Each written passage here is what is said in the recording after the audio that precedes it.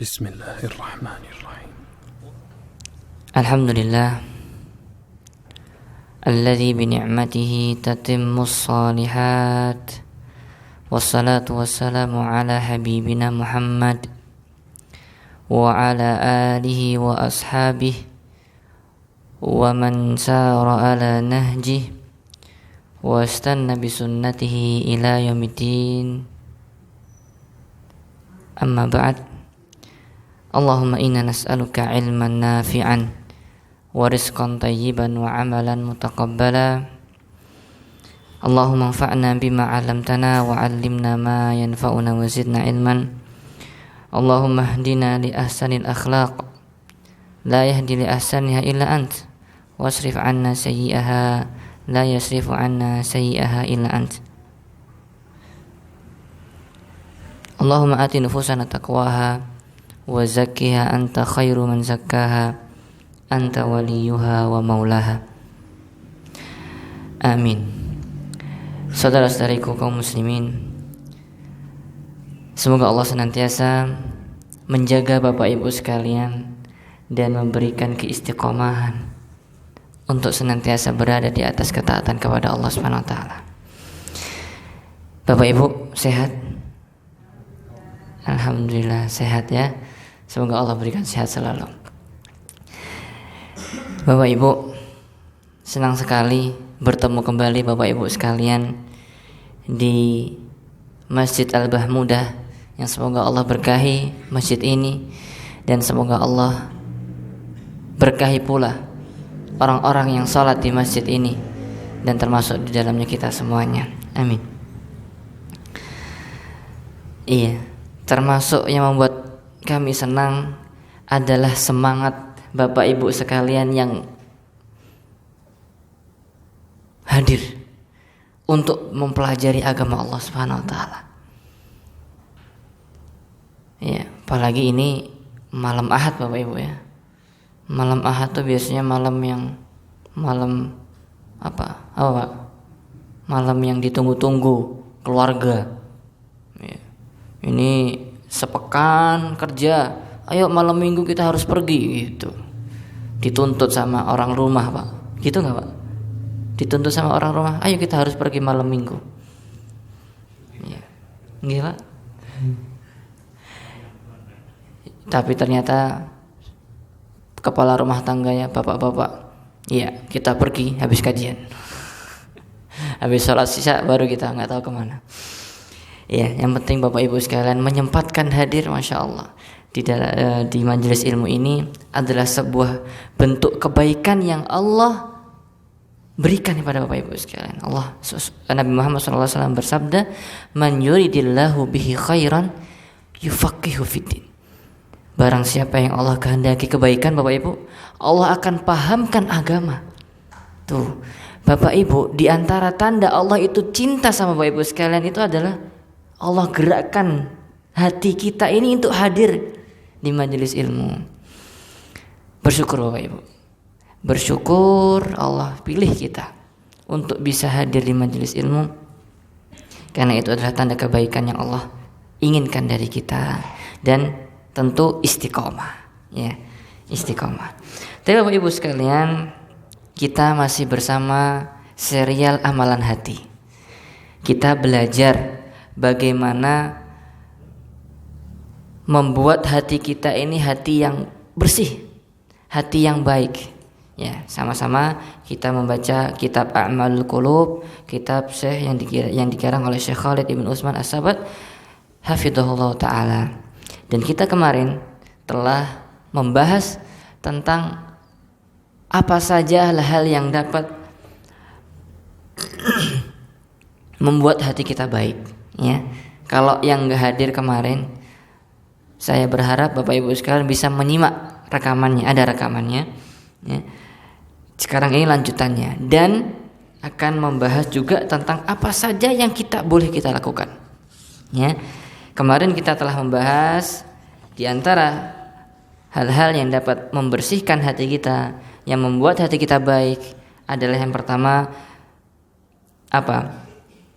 Membuat hati kita ini benar-benar hanya bergantung kepada Allah Subhanahu wa taala, Tidak ada sedikit pun kecondongan kepada manusia. Ya, itu yang pertama. Yang kedua, kita menggunakan hati kita ini untuk tujuan penciptaan hati kita, yaitu untuk beribadah kepada Allah Subhanahu wa taala. Ya, rinciannya silakan disimak.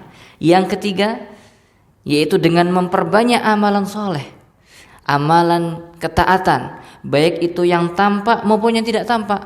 Ya, apa itu amalan yang tidak tampak? Rinciannya disimak di rekaman. Dan amalan yang wajib maupun yang sunnah. Nah, itu diantara hal yang dapat membersihkan hati. Dan yang keempat, kembali kita sampaikan, perbanyak zikir kepada Allah Subhanahu wa taala dan membaca Al-Qur'an serta mentadaburinya. Ya. Itu kita sampai ke yang keempat ini Bapak Ibu sekalian ya. Sekarang yang kelima. Apa yang kelima Bapak Ibu? Kata Syekh hafizahullah, mujalasatus salihin alladzina yadhkuruna Allah wa yudzakkiruna billahi bin nadhari ila wujuhihim, yaitu dengan kita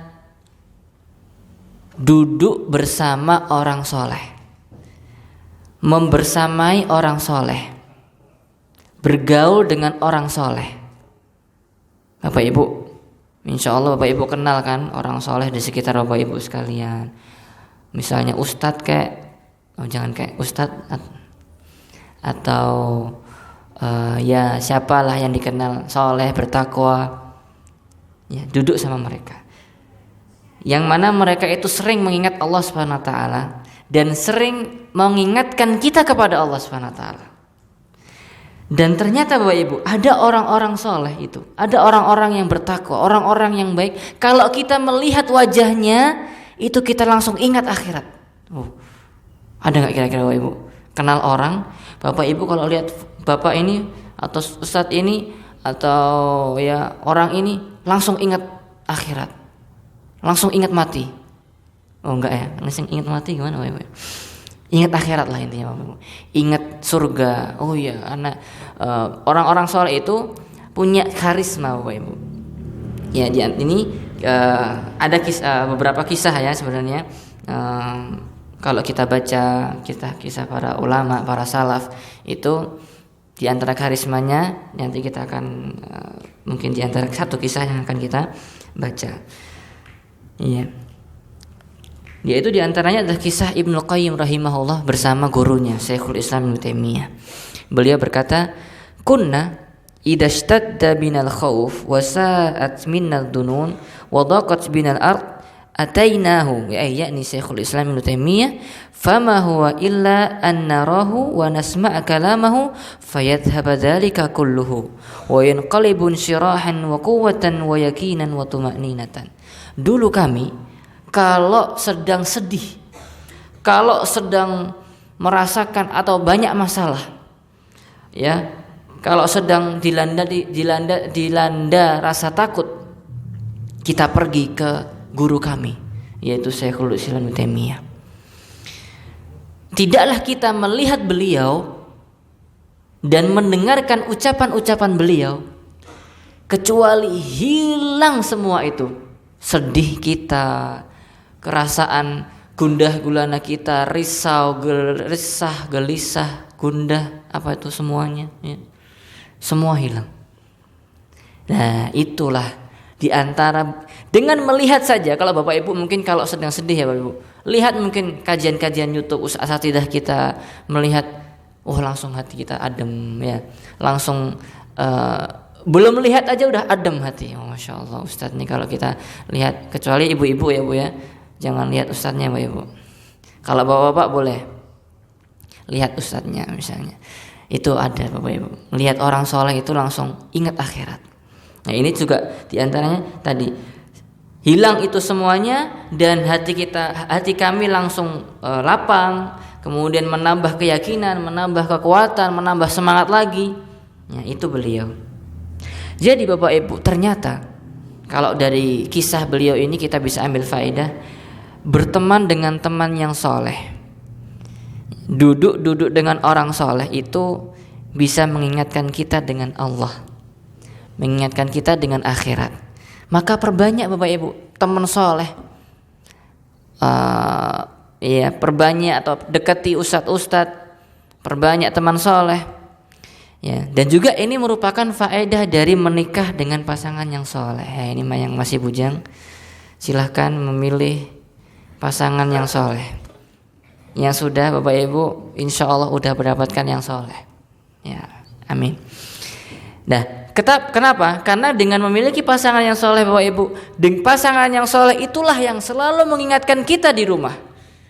Pak, ayo ke salat malam Pak. Bu, bangun salat malam.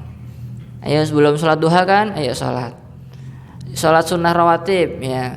Rumah itu dihidupkan dengan ibadah-ibadah sunnah, dengan baca Al-Quran, dengan mengingatkan, ayo Bu jangan banyak-banyak HP misalnya. Nah Bapak Ibu di rumah itu saling mengingatkan. Itu indah sekali kehidupan kita kalau kita berpasangan dengan pasangan yang soleh. Nah itu ya Bapak Ibu. Kemudian kata saya di sini, fa innal wajha mir'atun lil qalb. Kenapa tadi Ibnu Qayyim menceritakan tentang Syekhul Islam gurunya? Beliau mengatakan wa dzalika lima yarawna fi wajhi minad diya wal inarah wal amaratid dala ala insyirahi sadri wa thabatil qalbi wal khaufi minallahi wa rajaihi. Karena orang yang soleh itu Bapak Ibu, orang yang bertakwa itu, kenapa memancarkan cahaya? Kenapa memancarkan karisma? Karena itu timbul atau akibat dari cahaya yang ada dalam hatinya. Cahaya yang dalam hatinya yang menunjukkan lapangnya hati beliau, lapangnya hati orang-orang soleh.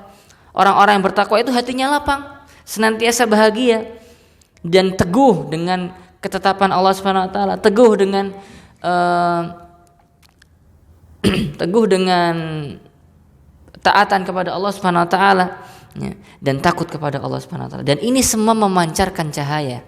Hati apabila memiliki cahaya memancarkan pada wajah seseorang. Kata beliau, fa innal wajha mir'atun lil qalbi. Karena wajah itu adalah cerminan hati. Bapak Ibu, wajah itu ya, wajah adalah cerminan hati. Bagaimanapun Allah menciptakan seseorang, maka dia akan memancarkan apa yang ada dalam hatinya. Bapak Ibu sering nggak melihat orang itu murung, sedih, ya. Kemudian kalau lihat wajahnya itu udah nggak betah kita. Ya karena itu memancarkan apa yang ada dalam hatinya. Dia juga hatinya itu sedih, hatinya itu juga nggak bahagia. Nah, kalau orang muslim itu hatinya harus selalu bahagia. Ya. Bahagia dengan ketetapan Allah Subhanahu wa taala, takdir Allah Subhanahu wa taala. Ya. Dan itu terpancar pada wajahnya. Dalilnya apa? Ada perkataan Utsman bin Affan radhiyallahu anhu. Ya, beliau berkata, "Ma asarra 'abdun bi sariratin illa raddahu Allahu ridaan mislaha in khairan fa khairun wa in syarran fa syarrun." Ini asar ya dari sahabat Utsman bin Affan radhiyallahu an. Beliau pernah mengatakan, tidaklah seorang hamba itu menyembunyikan sesuatu dalam hatinya. Ya, tidaklah seorang hamba itu menyembunyikan suatu rahasia atau sesuatu apapun di dalam hatinya kecuali Allah Subhanahu wa taala itu tampakkan pada gerak-geriknya pada wajahnya sesuai dengan apa yang dalam hatinya. In khairan fa khairun. Kalau yang disimpan dalam hatinya itu baik, maka yang muncul itu baik. Itu yang bilang siapa? Utsman bin Affan. Kalau yang disimpan itu buruk ya, misalnya hasad, dengki, sombong, merendahkan manusia, ya, meremehkan manusia, apapun penyakit-penyakit hati itu kalau ada dalam hati, maka itu secara tidak sadar tiba-tiba itu bisa muncul dalam ekspresi wajah, ya, muncul dalam gerak-gerik seseorang. Bapak Ibu bisa nggak merasakan orang ini kayak ngeremehin ana nih, gitu. Orang ini kayaknya sombong. Orang ini kayaknya lagi iri nih sama ana misalnya, atau siapapun. Itu tampak Bapak Ibu. Tampak dari ekspresi wajah dan tampak dari apa yang dia ucapkan. Itu dalam perkataan Ibnu Utsman bin Affan yang lain juga tampak dari min falatati wajhihi safahati wajhi wa min falatati lisani, tampak dari raut wajahnya dan tampak dari ketergelinciran lisannya. Bapak Ibu kalau lagi ngomong sama orang tuh kira-kira pernah nggak kedengaran orang itu kepleset ngomong? Nah, itu tanda apa yang ada dalam hatinya, Bapak Ibu. Nah, Bapak Ibu makanya kita itu harus hati-hati menyimpan suatu dendam dalam hati. Jangan dendam, Bapak Ibu, nggak boleh. Menyimpan sesuatu dalam hati nggak boleh. Harus yang kita simpan itu yang baik-baik gitu. Karena kita nggak tahu, kita tuh tiba-tiba itu bisa melontarkan perkataan yang memunculkan apa yang ada dalam hati kita. Itu nggak secara kita tidak sadar. Ya, itu adalah pengaruh atau akibat dari menyimpan sesuatu dari hati. Kalau bisa yang disimpan adalah kebaikan. Nah, Bapak Ibu sekalian, jadi ketenangan hati seseorang, kebersihan hati seseorang itu tampak pada wajahnya, tampak pada gerak-geriknya. Tahap itu yang kelima.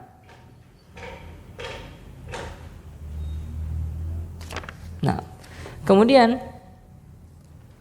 di antara dalil ya Bapak Ibu, bahwasanya orang itu ini kebalikannya. Orang itu kalau berbuat dosa itu Allah hukum dia untuk melihat orang-orang yang fasik, orang-orang yang banyak melakukan dosa. Jadi sekali lagi ada orang melakukan dosa, ini ada kisahnya nih Bu. Jurej itu pernah suatu ketika dia berdurhaka sama orang tuanya. Terus ternyata orang tuanya itu mendoakan Bapak Ibu. Mendoakan supaya dia tidaklah meninggal kecuali melihat namanya wanita asusila Bapak Ibu ya. Tahu ya Bapak Ibu ya? Ya. Tidaklah dia meninggal kecuali melihat apa bahasa bagusnya Bapak Ibu? Wanita tunasusila ya. Itu doanya ibunya karena saking durhakanya. Ternyata benar Bapak Ibu. Jurej ini terkenal pandai beribadah Bapak Ibu, ahli ibadah. Tapi suatu ketika dia berdurhaka pada orang tuanya, pada ibunya mendoakan keburukan itu. Akhirnya suatu ketika beribadah di sebuah tempat di ujung gunung Bapak Ibu, di atas gunung, didatangilah dia seorang perempuan ini untuk menggoda dia, dan ternyata terjadilah apa yang terjadi. Terjadilah apa yang terjadi di atas gunung itu, padahal dia tidak mencari ya kan. Dia tidak mencari, dia sedang beribadah di atas gunung Bapak Ibu. Tapi karena keburukan, karena dosa tadi Allah kirimkan ya, karena doa ibu tadi ya, doa ibunya kirimkan perempuan sehingga terjadilah apa yang terjadi. Saya mengatakan di sini kalau wa idza kana hadza fi an-nadri ila mumis, yaitu dari wanita tunasusila, fa kaifa billadhi yuqallibu basarahu sabaha wa masa wa qad sakhasa basarahu amama al-qanawatil fadaiyah wa ghairuha yara wujuhul mumisat. Juret aja Bapak Ibu yang setiap harinya itu ibadah, itu Allah kasih hukuman melihat perempuan sehingga terjadilah apa yang terjadi. Apalagi kita saat ini Bapak Ibu. Ya mungkin bapak-bapak yang tidak aktif di medsos, alhamdulillah selamat Bapak Ibu. Tapi yang anak-anak muda ini Bapak Ibu, anak-anak muda ini yang bahaya. Kenapa? Karena tiap hari kita melihat HP, medsos yang tidak jarang keluar gambar-gambar perempuan, ya, gambar-gambar maksiat. Kita nggak pengen. Tapi itu tiba-tiba muncul, ya. Itu bisa jadi adalah akibat dari dosa kita Bapak Ibu. Jadi Allah itu, jadi para ulama itu Bapak Ibu ada yang mengatakan inna min uqubatil ma'asi al-ma'siyah ba'dal ma'siyah min uqubatil ma'asi. Maksiat yang dilakukan setelah bermaksiat itu adalah akibat dari maksiat tersebut. Jadi kalau kita bermaksiat Bapak Ibu, itu diantara akibatnya adalah kita itu ada kesempatan untuk bermaksiat lagi, bermaksiat lagi, bermaksiat lagi. Itu diantara perkataan para salaf. Dan termasuk buktinya adalah dalil tadi. Nah, kita Bapak Ibu, kalau misalnya ada kesempatan maksiat terus ya ini, aku nggak pengen ada misalnya di jalan kita ya, nggak pengen ngelihat ya misalnya perempuan yang pakainya gitu, tapi tiba-tiba ada misalnya. Nah, itu bisa jadi karena maksiat kita sebelumnya, atau ya bisa jadi karena Allah ingin menguji keimanan kita. Nah, apa solusinya Bapak Ibu? Maka dari itu Bapak Ibu, kita itu harus memperbanyak istighfar. Setiap kita melakukan kesalahan, setiap kita melakukan dosa apapun, kita harus sadar, ya Allah aku tadi berdosa, ya Allah aku tadi ghibah, ya Allah, astagfirullahaladzim, astagfirullahaladzim, istighfar. Karena dengan istighfar itu Bapak Ibu, Allah akan bisa menghapuskan ya, dan menutup akibat-akibat dari maksiat itu. Jadi maksiat itu akibatnya banyak Bapak Ibu. Kalau belajar kitab Ad-Da'wah Dawa Ibnu Qayyim, itu kita akan mengetahui dampak-dampak maksiat banyak sekali. Nah, di antara akibat maksiat itu kita akan mendapatkan maksiat setelahnya, kesempatan maksiat setelahnya. Padahal kita nggak pengen. Ya, maka dari itu Bapak Ibu, kalau kita terjatuh pada maksiat, langsung istighfar, langsung bertaubat, langsung ya Allah ampuni hamba, ya Allah astagfirullah tadi melakukan ini, ya Allah tadi ngelihat ini, ya Allah tadi yang ngomong ini, istighfar. Ya, jadi perbanyak istighfar itu merupakan sesuatu yang disunnahkan, dan bahkan Nabi Muhammad SAW berapa istighfarnya Bapak Ibu tahu nggak? Di dalam hadis disebutkan Rasulullah SAW itu istighfar dalam sehari itu 70 kali. Di dalam hadis yang lain disebutkan 100 kali. Sedangkan kita yang banyak dosanya Bapak Ibu berapa kali? 0 kali? 10 kali? Ayo perbanyak Bapak Ibu. Ayo kita perbanyak istighfar dan hadirkan makna istighfar ketika kita beristighfar. Nah, kemudian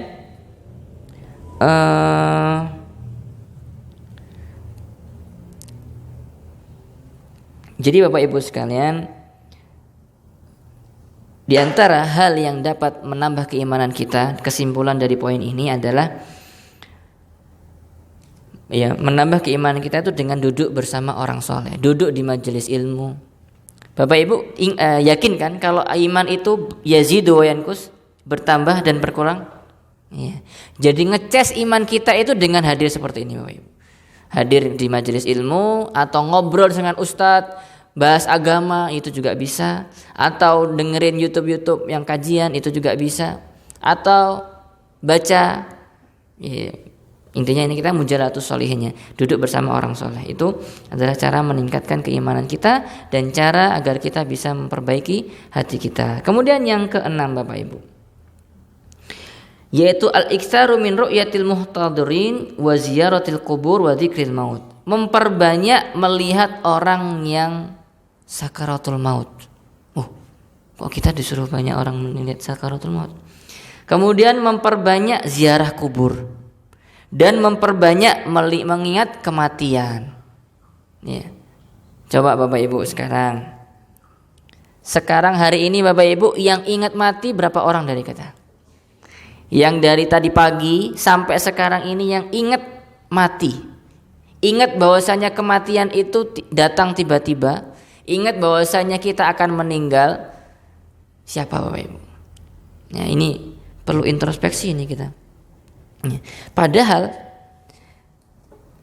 kata beliau, fadzikrul mauti yuhyil qalba wa yulinu ma fihi minal qaswah faj'al li nafsika waqtan tatafakkaru fihi fi hadzal ma'na wa tazuru fihi al maqabir.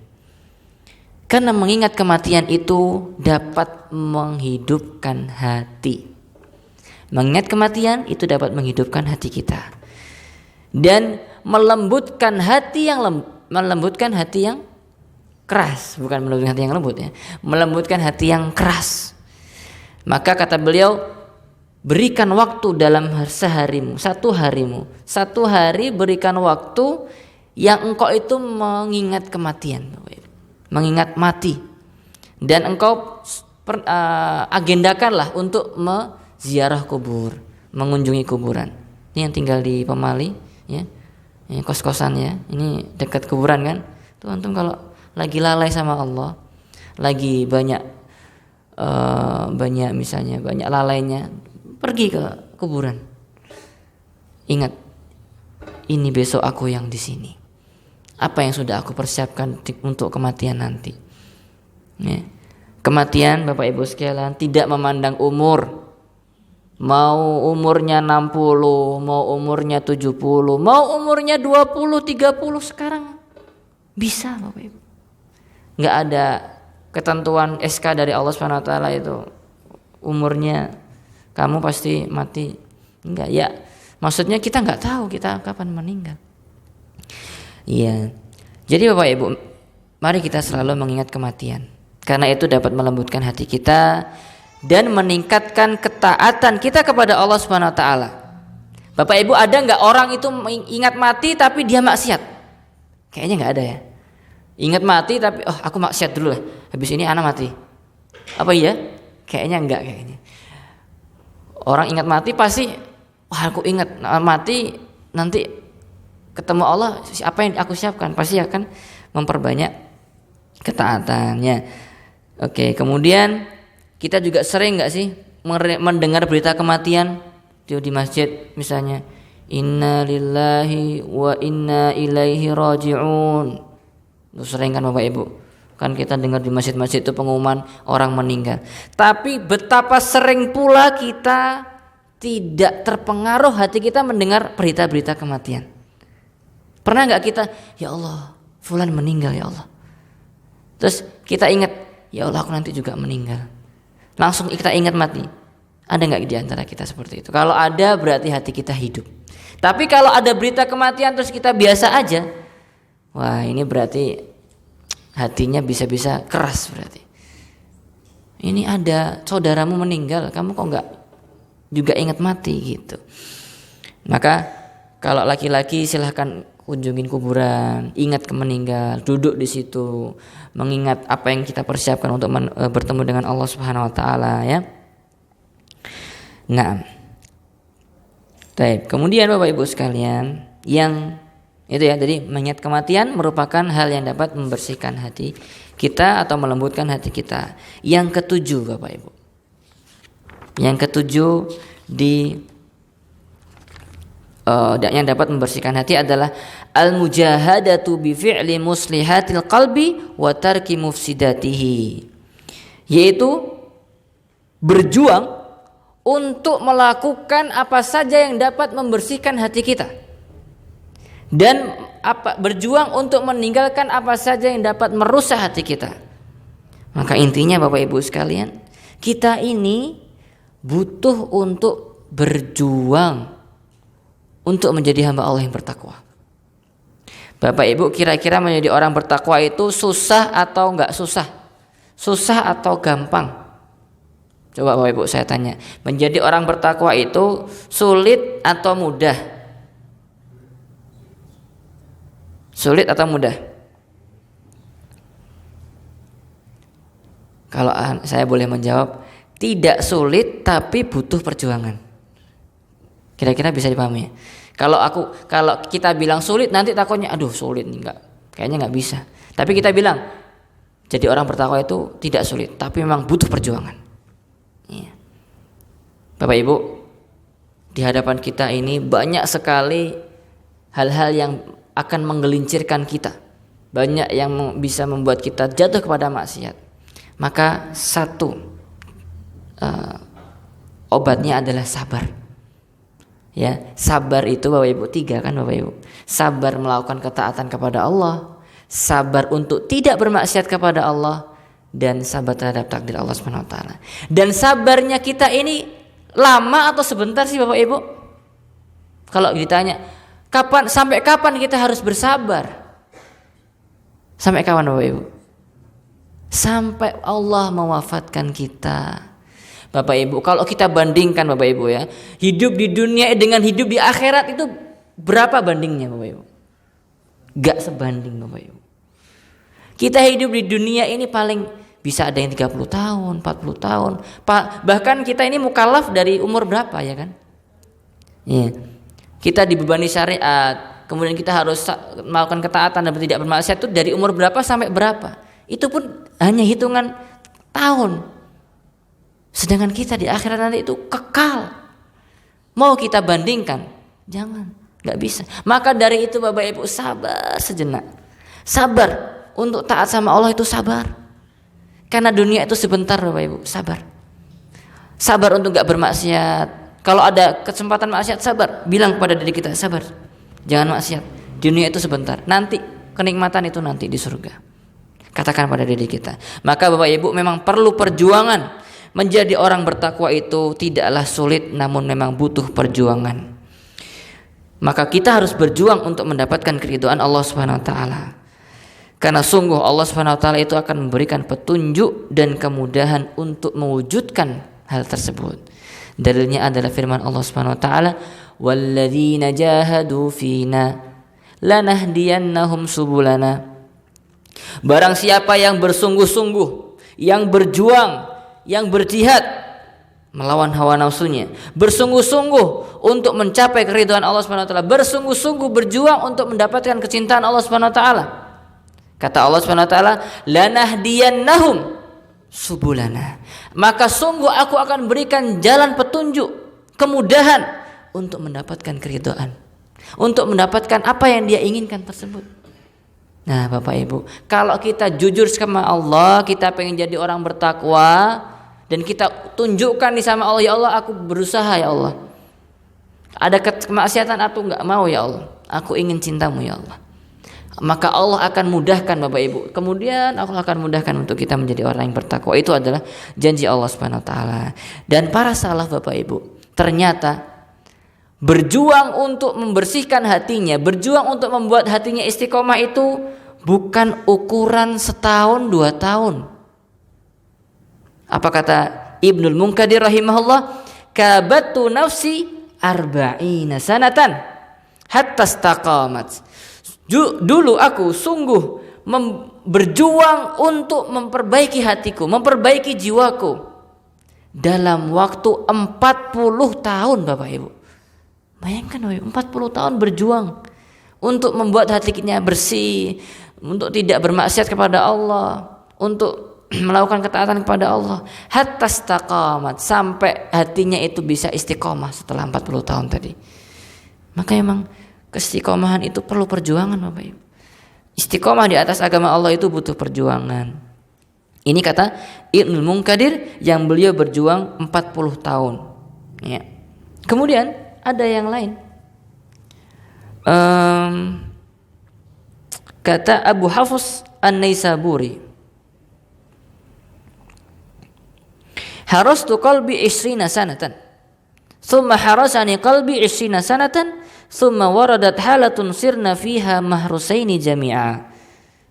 Dulu aku sungguh berusaha untuk menjaga hatiku untuk tidak berbuat ketaatan, astagfirullahaladzim, untuk tidak berbuat kemaksiatan dan untuk melakukan ketaatan dalam waktu 20 tahun Bapak Ibu.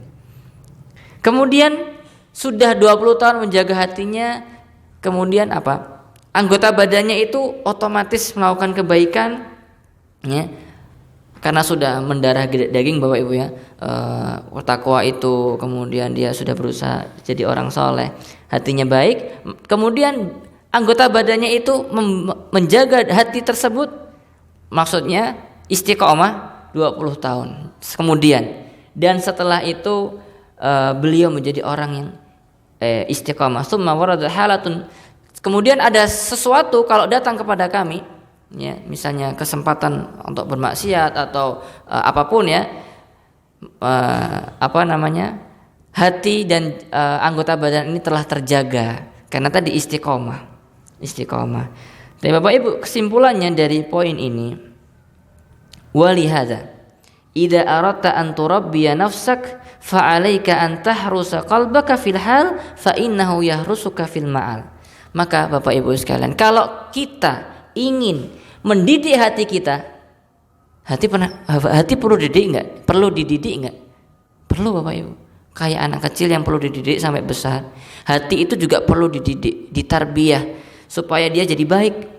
Maka kalau kita pengen mendidik hati kita, mendidik jiwa kita, maka kita harus untuk mulai mendidik kita sekarang ini, detik ini, saat ini juga kita harus memperhatikan hati kita, menjaga hati kita dari hal-hal yang merusak dan mengotori hati kita. Karena mendidik hati kita itu butuh proses yang panjang, Bapak Ibu. Membuat kita istiqomah itu butuh proses yang panjang, bukan ukuran hari, bulan, tahun, tapi puluhan tahun. Bisa jadi sampai meninggal kita terus berjuang sampai Allah berikan kita keistiqomahan. Ya. Maka para salaf terdahulu mereka bertahun-tahun mendidik hati mereka sampai pada akhirnya bisa istiqomah. Ya. Jadi detik ini kita berusaha berjuang, maka kita akan dapat hasilnya di kemudian hari, yaitu kita akan bisa istiqomah. Bukankah kita ingin istiqomah, Bapak Ibu? Bukankah kita ingin menjadi orang yang meninggal dalam keadaan husnul khatimah? Maka caranya adalah mulai dari sekarang. Ya, kita harus berjuang mendidik hati kita dengan apa? Dengan takut kepada Allah, kemudian dengan mencintai Allah Subhanahu wa taala, dengan bersabar, dengan menambah keyakinan kita kepada Allah Subhanahu wa taala, dan apapun melakukan ketaatan dan meninggalkan kemaksiatan itu merupakan hal-hal yang perlu kita latih pada diri kita. Akibatnya apa, Bapak Ibu? Akibatnya kalau setan itu datang mempengaruhi hati kita, tuh fulan ini ada yang bagus nih, ada kesempatan maksiat nih. Kalau hati kita ini sudah istiqomah, maka kita tidak akan terpengaruh dari hasutan setan. Kita akan mudah mengatakan, ini kerjaan setan, saya tidak ikuti apa kata setan. Langsung dienyahkan, langsung diganti atau langsung dibuang sama dia. Tapi kalau hati kita lemah, Bapak Ibu, hati kita ini imannya lemah, hatinya nggak kuat, ketika ada setan datang kepada kita, menghasut kita untuk bermaksiat, ya sudah, terjatuhlah kita kepada maksiat. Karena hati kita tidak baik, sedang tidak baik. Hati kita sedang lemah. Maka Bapak Ibu sekalian, itu kita harus meminta kepada Allah Subhanahu wa taala untuk keistiqomahan. Di antara doanya adalah Rabbana la tuzigh qulubana ba'da idh hadaitana wa hab lana min ladunka rahmah innaka antal wahhab. Atau Allahumma ya muqallibal qulub tsabbit qulubana ala dinik, ya musarrifal qulub sarrif qulubana ala ta'atik. Itu di antara doanya. Oke, sekarang Bapak Ibu, izinkan saya minum dahulu ya. Bismillah.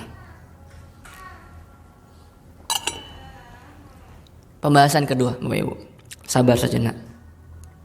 Yaitu pembahasan apa saja yang dapat merusak hati kita.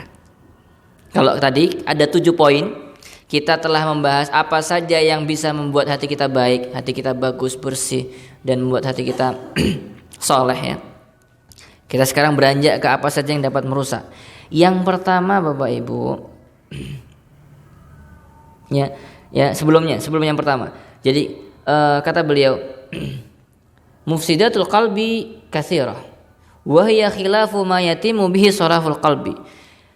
Yang merusak hati itu banyak, yaitu apa saja yang menjadi lawan dari apa yang kita bahas kemarin. Yaitu apa yang bahas kita 7 kemarin itu lawannya dikasih kita kasih lawan kata lah supaya kita tahu. Wa man ta'ammala awamila salahihi ta'arrafa ala awamini fasadihi. Kalau kita tahu apa yang membuat hati kita bersih, hati kita bagus, maka kita bisa akan mengetahui apa yang membuat hati kita kotor, membuat hati kita rusak. Ya seperti itu. Tinggal kita lawan aja yang kemarin. Ya. Oke. Dan membuat hati kita keras, membuat hati kita sakit ya. Tapi kemudian saya menyebutkan ada 2 yang paling penting. Yang pertama, yaitu ketika kita tidak menjadikan hati kita ini murni benar-benar hanya bergantung pada Allah. Ketika kita tidak menjadikan hati kita ini murni benar-benar bergantung pada Allah Subhanahu wa taala. Intinya berarti kita masih ada bergantung pada manusia. Ya. Masih ada kecondongan buat mengharapkan manusia. Coba sekarang Bapak Ibu introspeksi nih masing-masing dari kita ya. Di antara kita ini bertingkat-tingkat Bapak Ibu. Ada yang masih sering bergantung pada manusia. Kalau ada butuh bantuan langsung perginya ke manusia. Kalau melakukan apapun langsung pengen dibalas manusia. Pengen balasan dari manusia, pengen pujian dari manusia. Ini berarti masih hatinya belum bergantung sepenuhnya pada Allah Subhanahu wa taala. Ada yang sering, ada yang terkadang kita lupa, terkadang kita ingat sama Allah Subhanahu wa taala, terkadang kita bergantung pada Allah Subhanahu wa taala, terkadang lupa. Atau tidak pernah, mungkin ada orang yang tidak pernah sama sekali bergantung pada manusia. Apapun masalah dia langsung pergi kepada Allah Subhanahu wa taala. Apapun kebutuhan dia minta kepada Allah Subhanahu wa taala. Dan membuat hati kita ini benar-benar bergantung pada Allah Subhanahu wa taala itu butuh proses. Ya, sekali lagi butuh proses. Maka latihlah diri kita ini mulai dari sekarang untuk tidak bergantung pada manusia, untuk tidak mengharapkan balasan dari manusia. Apapun aktivitas kita Bapak Ibu, langsung yang kita harapkan adalah Allah Subhanahu wa taala. Gak ada kesempatan manusia ada dalam hati kita. Yang ada dalam hati kita ini Allah Subhanahu wa taala. Ya, itu yang pertama. Mari kita dengarkan adzan terlebih dahulu untuk kita lanjutkan setelah ini yang poin keduanya. Nah, bismillahirrahmanirrahim. Alhamdulillah wassalatu wassalamu ala Rasulillah amma ba'd. Bapak Ibu sekalian, kita lanjutkan. Semoga cukup. Jadi tadi anak ulangin, hal yang dapat membuat hati kita buruk, kotor, rusak adalah tatkala kita membuat hati kita ini bergantung pada manusia, ya, dan menjadi hamba selain hamba Allah Subhanahu wa taala. Contohnya, kalau kita boleh mengasih contoh baik-baik, memberi contoh, ada orang-orang yang bergantung pada dunia, ya, menjadi hamba uang, abdud dinar, yaitu yang dia cari itu bagaimana mencari uang. Dia menganggap kebahagiaan itu dengan uang. Ada juga yang menjadi budaknya, ya, maksudnya dalam arti budaknya, ya, ini kalau contoh di sini istri misalnya. Kenapa? Karena ada seorang suami yang terlalu cinta sama istrinya Bapak Ibu. Apa yang diminta istrinya dituruti. Apa yang diminta istrinya dituruti. Walaupun itu bermaksiat kepada Allah Subhanahu wa taala, walaupun itu melalaikan, walaupun apa. Jadi menjadi suami-suami takut istri Bapak Ibu. Jadi enggak boleh juga Bapak Ibu suami-suami takut istri. Kita harus menjadi kawam. Khawatirnya ada rasa kita tunduk sama makhluk gitu. Padahal Allah yang harus kita lebih kedepankan. Padahal Allah yang harus kita lebih utamakan. Kita harus mengedepankan cinta Allah Subhanahu wa taala daripada cintanya makhluk. Nah, itu ya. Pokoknya jadikan Allah Subhanahu wa taala itu adalah yang utama dalam hati kita dan enggak ada yang lain. Enggak ada yang lain. Walaupun sedikit pun. Nah, kalau ada berarti itu yang dapat merusak hati kita. Nah, kemudian Bapak Ibu yang kedua, al-fudulu min kulli syai'. Hal yang dapat merusak hati kita adalah berlebihan dalam segala sesuatu. Waduh, apa lagi ini? Berlebihan dalam segala sesuatu. Yaitu berlebihan dalam melakukan perkara-perkara yang mubah. Beliau mengatakan berlebihan makan, berlebihan minum, berlebihan tidur, berlebihan dalam ngomong, berlebihan bergaul sama manusia, berlebihan ketawa. Semua itu dapat mengganggu hati kita, dapat berpengaruh pada hati kita, dapat menjadikan hati kita keras. Banyak makan itu ternyata nggak bagus Bapak Ibu. Dalam sisi kesehatan mungkin ya kita akan pelajari. Tapi memang dalam sisi agama kita, banyak makan itu membuat hati kita keras. Banyak tidur Ya ini yang jago tidur ini tolong diperhatikan. Banyak tidur membuat hati juga keras. Hati ya kan lawan hati keras hati lembut ya. Hati keras karena cobalah mungkin siapa yang nyoba jangan saya ya. Banyak tidur pokoknya. Gimana nanti akibatnya dari banyak tidur? Mungkin ya badan pegel-pegel tapi intinya hati itu jadi keras. Kemudian iya, banyak lalainya kalau banyak tidur kata beliau di sini. Banyak ketawa juga mematikan hati, Bapak Ibu. Maka Bapak Ibu jangan banyak ketawa. Bukan boleh ketawa ya, tapi jangan perbanyak. Dikit-dikit ketawa. Jangan ya boleh nggak kita nonton lucuan misalnya yang ketawa-ketawa. Ya boleh aja tapi jangan banyak-banyak gitu. Jangan banyak-banyak. Mungkin jangan banyak-banyak. Kenapa? Karena dapat mematikan hati.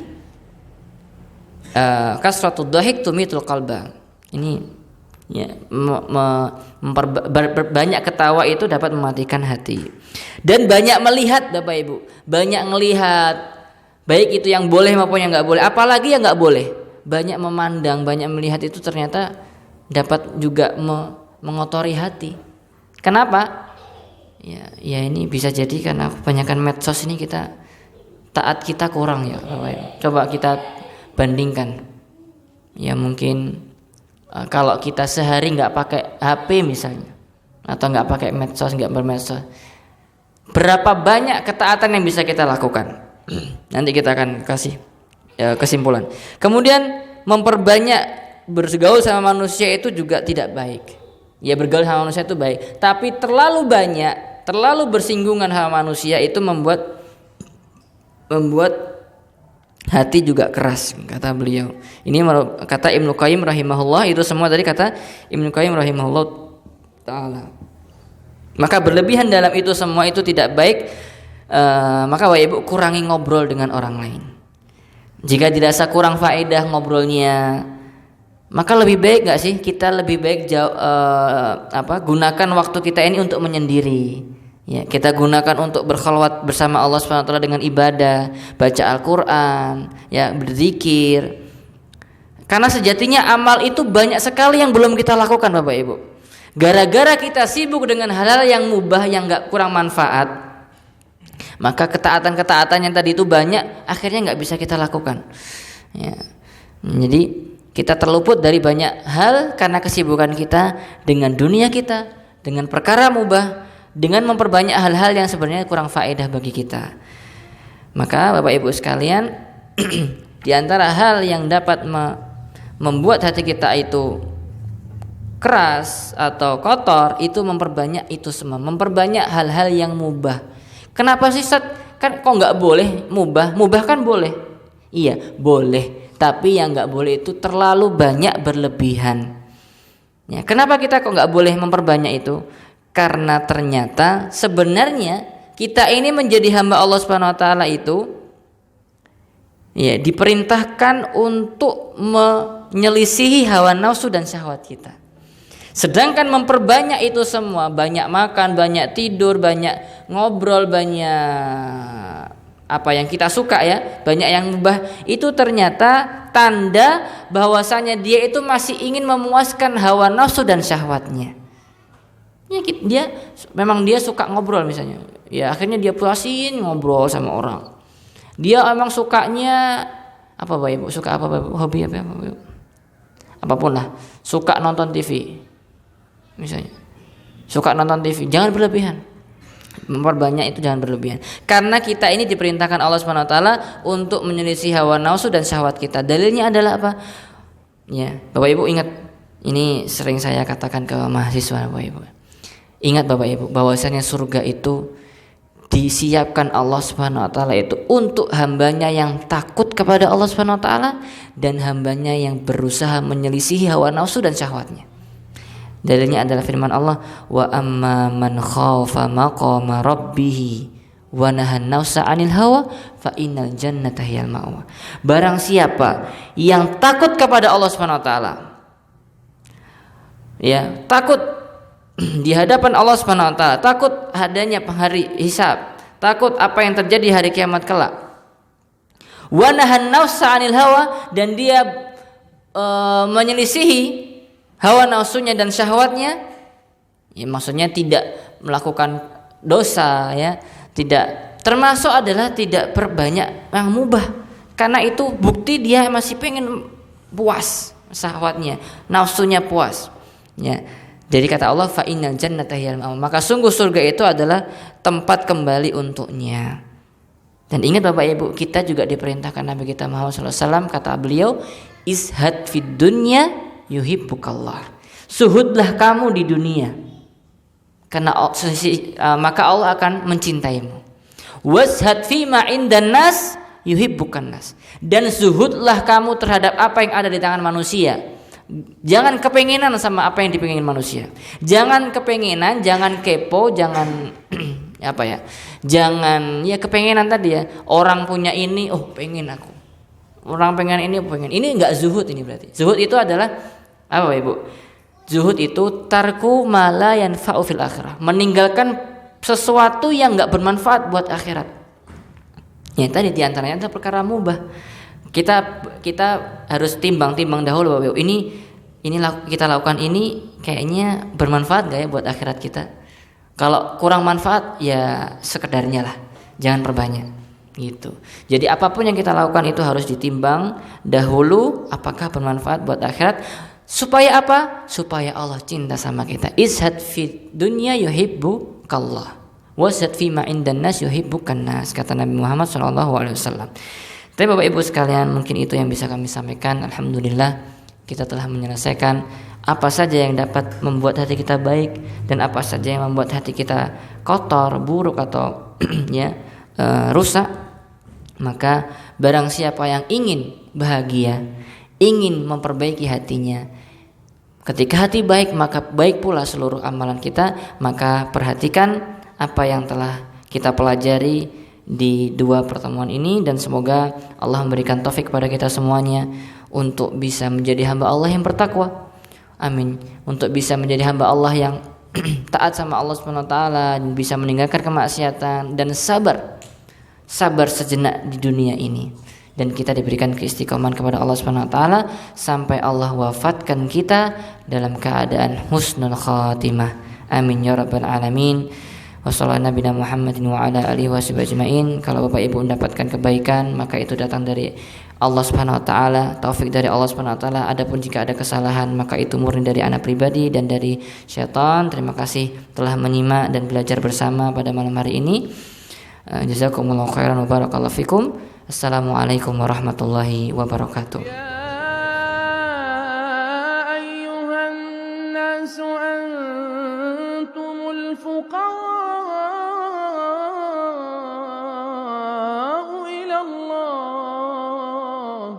والله هو الغني الحميد